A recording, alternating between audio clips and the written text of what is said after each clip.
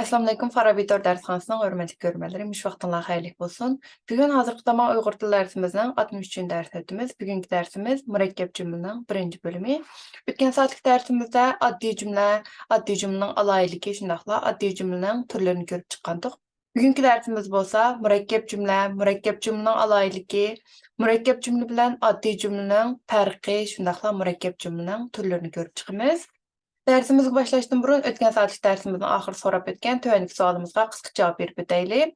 Ötən saatda addi cümlə degan nima degan sualımızı sorab ötkənmiz. Bu sualın cavabı addi cümlə degan söz yoki söz birikməsindən tüzülüb, to'liq ayaqlaşqan birli oy fikrini ifadələydigan cümlələrni göstərdi. Məsələn, bahar gəldi, dərəxtlər yopurmaq çıxırışqa başladı. Bu iki addi cümlə.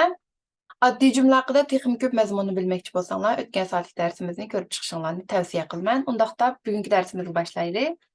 Bugünkü dərsimizin əsas məzmunu mürəkkəb cümlə. Ondaqda mürəkkəb cümlə degan nima? Mürəkkəb cümlə deganimiz məna cəhətdən bağlanışıq bolğan iki yoki onundan artıq addi cümlənin məlum sintaksik münasibətdə bir kişidən tüzülüb, bir qədər mürəkkəb oy fikrini ifadələydigan cümlələrni göstərdi. Məsələn, yağmur toxtadı və bulutlar asta-asta tarqab Həsən-Hüsən göründü. Yəni qaraydigan bolsaq, bu cümlədə yağmur toxtadı, bulutlar asta-asta tarqıdı və Həsən-Hüsən göründü degəndə 3 tane addi cümle var. Yani mürekkep cümle bir neçə addi cümlenin özara bir kişiden yani sintakslik münasibette bir kişiden hasıl buludu.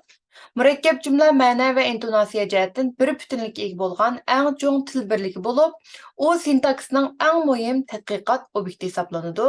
Mürekkep cümlələr məzmun cəhətdən münasibətlik bolğan iki yoki onundan artıq addi cümlənin bir kişidən tüzüldü. Məsələn, ana tilimizni yaxınqı 1000 yıldan beri ravan ifadələb, Uyğur milli mədəniyyəti və onun yarqın namayəndəsi bolğan Uyğur İslam mədəniyyətiga ul salğan təvərrük yazıqımız, hazırkı zaman Uyğur yazıqı Sultan Sıtık Buğraxan'dan Melikul Meşruq Yusuf Qadirxanğıcı bolğan 100 yılda puxta qılıplışıb Xaqani yazıqı deb atalğan bolsa, keyinçə Çağatay yazıqı namı bilan 20-ci əsrgacha davam qılğan. Yani bu cümlenin özü bir mürekkep cümle ve bu mürekkep cümle 3 tane addi cümlenin özara bir kişinin yani sintaksik münasibette bir kişiden tüzülgen ve intay mürekkep bolğan bir oy fikrini ifadeleyen. Əmdi mürekkep cümlenin alaylıkını görüp çıksak, mürekkep cümlenin birinci alaylıkı mürekkep cümleler iki yoki onundan artıq addi cümlenin məntiqi uyğun halda bir kişiden tüzülüb, keng və mürekkep fikrini ifadələydi. İkinci alaylık bolsa mürekkep cümle tərkibidəki addi cümlelerde oy fikir müstəqilliği buludu. Şundaqla ular məna cəhətdən özara məntiqi bağlanışqa ega buludu. Məsələn, mən ətiga məktəbə gəlsəm, müəllim texi sinifə kirməbdi. Yəni bu mürekkep cümledəki iki addi cümlə. Mən ətiga məktəbə gəldim, müəllim sinifə texi gəlməbdi. Yəni bu iki cümlə qandaq məntiqi münasibətə ega degəndə, mən ətiga məktəbə gəldim, yəni məktəbə gəlibdi, müəllim texi sinifə kirməbdi. Müəllimə oxşaşla məktəbə gəldi. Yəni bu cəhətdən məntiqi bağlanışqa ega deyimiz. Mürekkep cümlenin 3. alaylığı bolsa, mürekkep cümle tərkibidəki addi cümleler ağız tildə intonasiya arqılıq, yazıq tildə bolsa bağlauçular, qoşumçular və tiniş belgiler arqılıq bir-birindən fərqlənib durdu.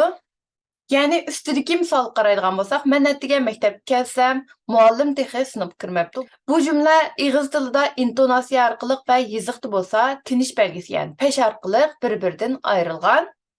Mürekkep cümlenin 4. alaylık bolsa, mürekkep cümle tərkibidəki tarmaq cümlelerinin öz aldığa ayrım egisi boluşu mümkün yoki bir ega bir qancha addi cümləyə ortaq boluşu mümkün. Məsələn, mən bütün öy işlerini tüketkendan keyin acam öyge geldi. Bu mürekkep cümlenin iki tal ayrım egisi var. Yani mən bütün öy işlerini tüketkendan keyin bu cümlenin egisi bolsa mən acam öyge geldi. Bu cümlenin egisi bolsa acam. Əmdi ikinci misalı qaraydigan bolsaq, mən aval tapşırıqlarımı işləb, andın sırtqa oynağılı çıxıman. Bu mürekkep cümlenin bolsa ortaq bolğan, yani məndən ibarət bir lam egisi var. Mürekkep cümlenin 5. alaylığı gəlsək, bəzi mürekkep cümleler addi cümlelerinin təndaşlıq münasibətə bağlanıb keliş arqılıq tüzülüdü. Bəzi mürekkep cümleler bolsa addi cümlelerinin beqindiliq münasibətə bağlanıb keliş arqılıq tüzülüdü. Yine bəzi mürekkep cümleler bolsa addi cümlelerinin hem təndaşlıq hem beqindiliq münasibətə bağlanıb kelişidən tüzüldü. Əmdi bularını təfsili görüb çıxımız. Biz o'tgan soatlik darsimizda oddiy jumlalarni ko'rib chiqdik. Bugun bo'lsa murakkab jumlalarni ko'rib chiqdik. Undaqda oddiy jumla bilan murakkab jumlani qanday farqlantiramiz? Oddiy jumla bilan murakkab jumlaning farqi zodi nima? Undaqda bu farqlarni ko'rib chiqaylik. Oddiy jumla bilan murakkab jumlaning birinchi farqi bo'lsa, oddiy jumla bilan murakkab jumla qurilmasi jihatdan farqlanadi. Oddiy jumla so'z va so'z birikmalaridan tashkil topadi. Shunga oddiy jumlaning qurilmasini yashgan vaqtda bevosita erishkil bo'lgan birlik jumla bo'laklari bo'ldi. Ya'ni bu yerki jumla bo'laklari degan vaqtimizda ega, xabar, to'ldiruvchi, aniqlovchi, holat degandek jumla bo'laklari bo'ladi. Murakkab jumla bo'lsa, ikki yoki undan ortiq oddiy jumladan tashkil topadi. Shunga murakkab jumla yashganda bevosita erishkil bo'ladigan birlik bo'lsa, tarmoq jumla, ya'ni oddiy jumlalar bo'ldi. Masalan, bizning bog'da olma, nashbut, o'rik va yong'oq daraxtlari bor. Bu jumlani yashgan vaqtimizda bo'lsa, bu jumlaning egisi olma, nashbut, o'rik, yong'oq daraxtlari, ya'ni o'zaro tengdosh bo'lgan tengdosh egilar bor va bu jumlaning xabari bo'lsa bor. Bu jumlaning aniqlovchisi bo'lsa, bizning bog'da bo'lsa, bu jumlaning holati hisoblanadi. Ya'ni bu oddiy jumlani yashgan vaqtimizda bizning bevosita erisha oladiganimiz jumlalarning bo'ligi hisoblanadi. Endi ikkinchi misolga qaraydigan bo'lsak, Beg'imizdagi olma shunchalik o'xshab ketdiki, daraxtning shoxlari mevasini ko'tarolmay egilib qoldi. Bu murakkab jumla va biz bu jumlani yashgan vaqtimizda bizning erishadiganimiz beg'imizdagi olma shunchalik o'xshab ketdi. Birinchi oddiy jumla. Daraxtning shoxlari mevasini ko'tarolmay egilib qoldi. Ikkinchi oddiy jumla va ikki tarmoq jumlaga ayira olamiz. Endi oddiy jumla bilan murakkab jumlaning ikkinchi farqi bo'lsa, xabardan farqlanadi.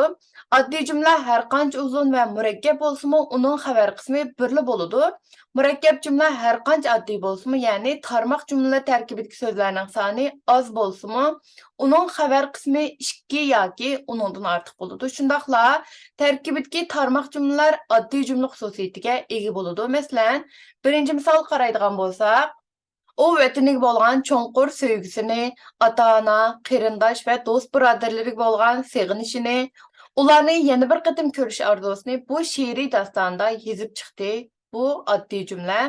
Bu jumla intayin uzun bo'lgan bir oddiy jumla va bu jumlaning faqatla birli xabari bor, ya'ni yezib chiqdi degan birli xabari bor. Endi ikkinchi jumlani qaraydigan bo'lsak, ishlasang tishlaysan, ya'ni bu maqol tamsil bir murakkab jumla va biz bu murakkab jumlani ikki oddiy jumlaga ayira olamiz va bu jumlalarningki egisi yoshirin kelgan sen ishlasang, sen tishlaysan, ya'ni bu jumlaning ayrim-ayrim bo'lgan ikki xabari bor. Oddiy jumla bilan murakkab jumlaning uchinchi farqi bo'lsa, intonasiyasidan farqlanadi.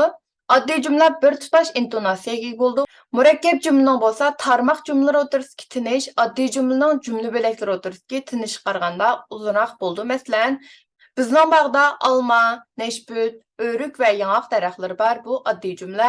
Ikkinchi jumlaga qaraydigan bo'lsak, beg'imizdagi olma shunchalik o'xshab ketdiki, daraxtning shoxlari mevasini ko'tarolmay egilib qoldi. Ya'ni birinchi jumladagi olma, nashbut, o'rik va yong'oq daraxtlari deganning o'tirsidagi tinishlar qaraganda, beg'imizdagi olma shunchalik o'xshab ketdiki, daraxtning shoxlari mevasini ko'tarolmay egilib qoldi. Ya'ni ikki jumla o'tirsidagi tinish biroz uzunroq bo'ladi.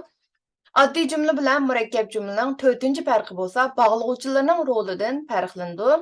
Oddiy jumla tarkibida bog'lovchilar bo'ladi, ammo oddiy jumla tarkibidagi bog'lovchilar faqat tengdosh bo'laklarni bog'lash rolini o'ynaydi. Murakkab jumlada bo'lsa, bog'lovchilar tarmoq jumlalarni bir-biriga bog'lash rolini o'ynaydi. Masalan, birinchi misol qaraydigan bo'lsak, men bozordan kitob, daftar va qalam sotib oldim. Ya'ni bu oddiy jumla va bu oddiy jumladagi bog'lovchi bo'lgan va bu jumlaning tengdosh egisi bo'lgan kitob, daftar va qalam degan 3 tengdosh egini o'zaro bog'lab kelgan. Ikkinchi misol qaraydigan bo'lsak, olim bugun maktabga keldi va sumkasini tashlabla to'p o'ynag'ili chiqib ketdi. Bu murakkab jumla va bu murakkab jumladagi va bog'lovchisi bu yerdagi ikki oddiy jumla, ya'ni olim bugun maktabga keldi, sumkasini tashlabla o'ynag'ili chiqib ketdi degan ikki oddiy jumlani o'zaro bog'lab kelgan. Ya'ni bu yerdagi bog'lovchilar va degan bog'lovchi ikki jumlada o'xshash bo'lmagan ikki xil rol o'ynab kelgan. Endi murakkab jumlalarning turlarini ko'rib chiqamiz. Hozirgi zamon Uyg'ur tilidagi murakkab jumlalarni turga bo'lishda murakkab jumlaning umum xarakterlik xususiyatlari nazarda tutilishi, ya'ni Uning tarkibidagi oddiy jumlalarning o'zaro qandoq sintakslik munosabatga kelganligi va ma'no jihatdagi mustaqilligini saqlab qolgan yoki qolmaganligini o'lcham qilish kerak. Uyg'ur tilidagi murakkab jumla tarmoq jumlalarning qandoq munosabatda bog'langanligiga qarab, tangdosh murakkab jumla, beqindiliq murakkab jumla va aralash murakkab jumla degandek 3 turga ayriladi. Endi bularni tafsiliy ko'rib chiqamiz. Eng avval ko'rib chiqadiganimiz tangdosh murakkab jumla. Undaqda tangdosh murakkab jumla degan nima?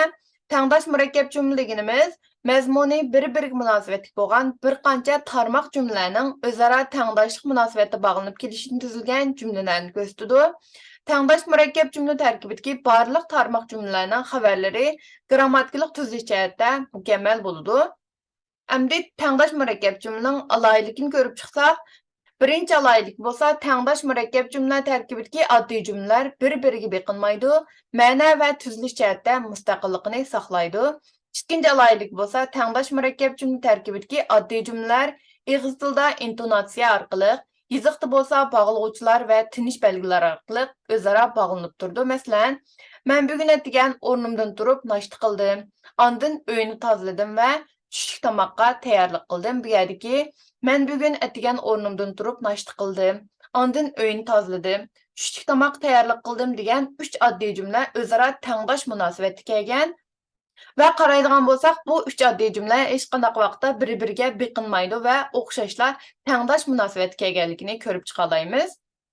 Tangdosh murakkab jumlalarmi o'z ichidan o'z tarkibidagi oddiy jumlalarning bog'lanish shakliga qarab, bog'lovchilik tangdosh murakkab jumla, bog'lovchisiz tangdosh murakkab jumla degandek ikki turga ayrildi. Buning uchun bog'lovchilik tangdosh murakkab jumla deganimiz tarkibidagi oddiy jumlalar bog'lovchilar orqali bog'lanib kelgan murakkab jumlalarni ko'rsatadi.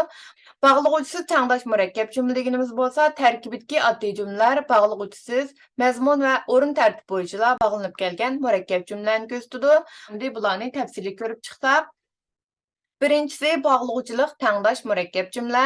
Bog'lovchilik tangdosh murakkab jumla degan vaqtimizda tarkibidagi oddiy jumlalar bog'lovchilar orqali bog'lanib kelgan murakkab jumlalarni ko'rsatadi. Masalan, Oysha tirishib o'rganadi va badan chiniqtirishga ahamiyat beradi. Ya'ni bu ikki oddiy jumlani va degan bog'lovchi o'zaro bog'lab kelgan. Ikkinchi jumla qaraydigan bo'lsak, ba'zilar o'zi boshqalarga yordam qilmaydi. Aksicha boshqalarga yordam qilganlarni masxara qiladi. Ya'ni ikkinchi oddiy jumla bo'lsa, aksicha degan bog'lovchi orqali o'zaro bog'lanib kelgan. Uyg'ur tilidagi eng ko'p qo'llaniladigan bog'lovchilar bo'lsa va, ham, hamda, shundoqla, aksicha, da, bir tarafdan, yana bir tarafdan, jumladan, hatto, bo'libmi, lekin, ya'ni boshqacha qilib aytganda, shu sababdan, natijada, avval, ondan keyin bu qatorliq bog'lovchilardir. Endi bog'lovchisiz tangdosh murakkab jumla ko'rib chiqsak, bog'lovchisiz tangdosh murakkab jumla deganimiz tarkibidagi oddiy jumlalar bog'lovchisizlar, ya'ni mazmun va o'rin tartibi bo'yicha bog'lanib kelgan murakkab jumlani ko'rsatadi. Bu xil tangdosh murakkab jumlada bog'lovchilar bo'lmaydi. Tarkibidagi tarmoq jumlalar bo'lsa, o'rin tartibi, intonatsiyasi, qarshimanlik so'zlar va o'xshash bir xabarning takrorlanishi orqali o'zaro bog'lanib keladi. Bog'lovchisiz tangdosh murakkab jumla ish harakatining o'xshash vaqt bo'layotganligini, ish harakatining bir-birining keyindili bo'layotganligini yoki qarama-qarshi ma'no ekanligini bildirdi. Masalan, men kitob o'qiyapman, Odil rasm sifatida, ya'ni qaraydigan bo'lsak, bu yerdagi ikki tarmoq jumla bog'lovchisiz bog'lanib kelgan va tangdosh munosabatga kelgan.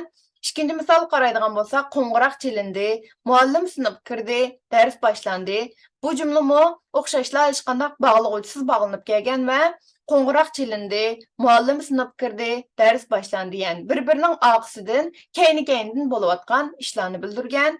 Uchinchi jumla qaraydigan bo'lsak, ularning uyi cho'ng, bizning uyimiz kichik. Bu murakkab jumla bo'lsa, ularning uyi cho'ng, bizning uyimiz kichik, ya'ni tangdosh murakkab jumla bo'lsa, bog'lovchisiz bog'langan va birisining uyining cho'ng, birisining uyining kichik ekanligini, ya'ni qarama-qarshi ma'no ekanligini bildirib kelgan. Murakkab jumlaning ichidan beqindiliq murakkab jumla va aralash murakkab jumla biroz uzun bo'lganligi uchun kelarki soatlik darsimizni davomlashtiramiz. Bugungi darsimizning oxiriga keldik. Bugungi darsimizning oxirida bu darsimizga munosabatli bo'lgan tuvandagi ikki savolni so'rab o'tamiz. Birinchi savolimiz bo'lsa, murakkab jumla degan nima? Ikkinchi savolimiz bo'lsa, Uyg'ur tilidagi murakkab jumlalar qaysi turlarga aylanadi? Bu suallarning cavabını YouTube videomuzun astırki inkaz kısmıga yoki Instagram hesabımızın DM kısmından uçur yazıp əvəzsanlar buludu. Undaqda kelərki saatlik dərsimiz görüşəylik. Görüşükcə aman bulunlar. Xeyir xoş.